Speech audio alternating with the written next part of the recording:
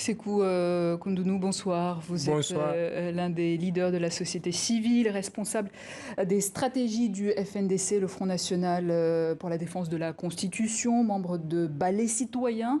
Vous avez été arrêté lors des manifestations anti-troisième mandat. Vous avez été emprisonné. Quelle a été votre réaction à ce coup d'État militaire? Et comme vous le savez, j'appartiens à une entité qui s'appelle le Front National pour la défense de la Constitution. Cette entité, depuis le 3 avril 2019, s'était mise en place et a mobilisé les Guinéens d'ici comme d'ailleurs à travers des marches pacifiques, mais aussi des stratégies de plaidoyer et de lobbying pour dissuader M. Alpha Condé de briguer un troisième mandat. Mais vaille que vaille, et au prix des centaines de nos compatriotes, mais aussi des personnes qui ont été persécutées, des handicapés à vie, M. Alpha Condé a adopté au prix du sang une constitution qui lui a permis de briguer un troisième mandat. Mais depuis cette période, au niveau du FNDC, nous avons pensé que l'État était dans une situation de prise en otage, au fait à travers un groupe de Guinéens qui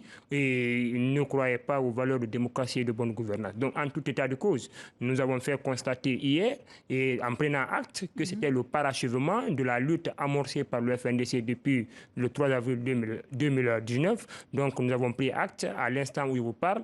Toutes les commissions techniques au sein du FNDC, nous sommes en train de travailler afin de donner notre vision, notre perspective et nos recommandations claires et nettes face au chef de la transition afin que nous puissions avoir cet État démocratique, cet État prospère. Donc vous validez ce oui, et il faudrait que vous compreniez que la position du FNDC est une position qui était claire et catégorique.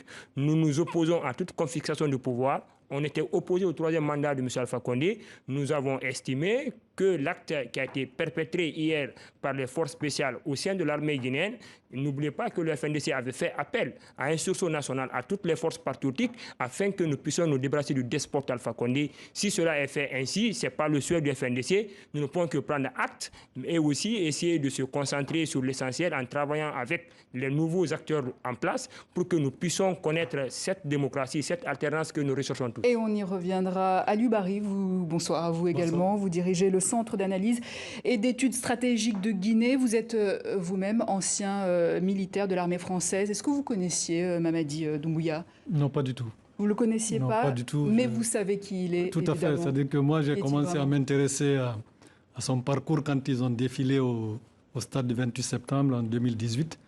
Et naturellement, comme tout chercheur, je me suis rapproché de la Légion, du ministère de la Défense ici pour connaître un peu son parcours. Mais pour revenir sur ce que je vois là, c'est un véritable gâchis au niveau de Alpha Condé.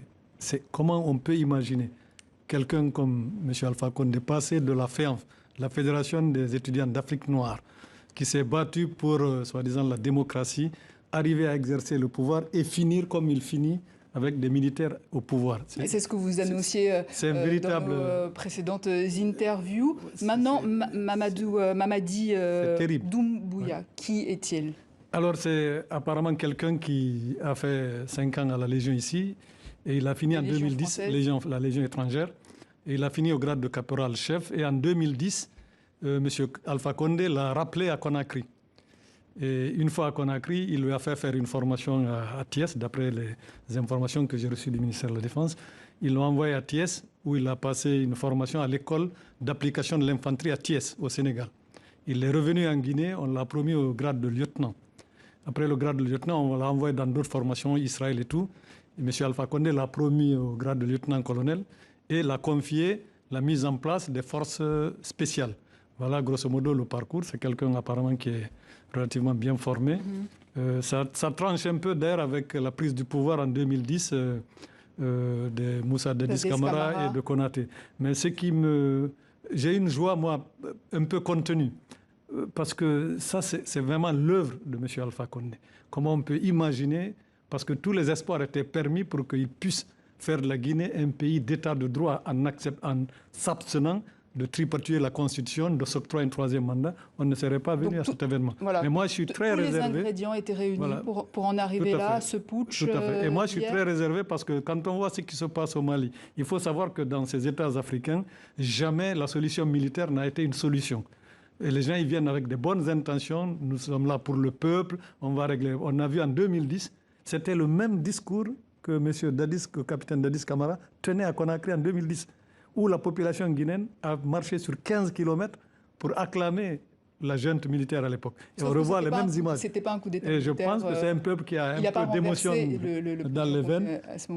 Moi, je suis très réservé. Je salue la fin de cette autocratie, de cette dictature. Mais c'est pourquoi je demanderai à la société civile, notamment à FNDC, d'être excessivement vigilant pour ne pas qu'on répète les erreurs du passé. Justement, avant de poursuivre,